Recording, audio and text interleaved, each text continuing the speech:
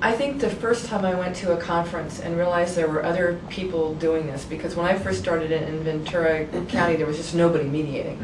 And everybody told me I was crazy, and they said, this will never work. And I, quite frankly, didn't have a lot of training in traditional sort of mediation skills. I'd been to negotiation, and I'd had a minor in counseling when I was in college with my master's, and so I had a lot of sort of communication kinds of skill training.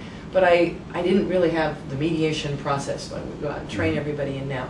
And so to me it was exciting going to a conference and seeing people who did this, and I was literally in awe of them, and being very scared to go up at conferences and talk to the leaders of the field. And so for me it just felt so new and so exciting and so full of potential.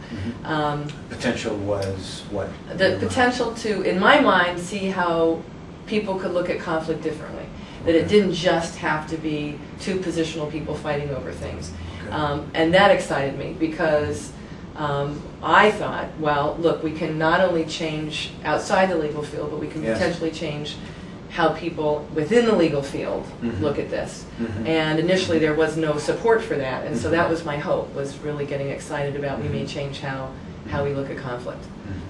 And quite frankly, to look at conflict as constructive. I mean, at the point of people would say, well, wait a minute, the only people who can come into mediation should be people who are already getting along. And I'd say, well, why? Why can't we help them fight better? It's not just about subverting the conflict and having everybody being respectful and no interrupting and all the kinds of, let's keep it like this. It's what if we help people express their conflict in a healthy, good way? And that doesn't mean tamping it down. It means go ahead and yell and work it out if we can provide a safe place to do that. And that was exciting for me.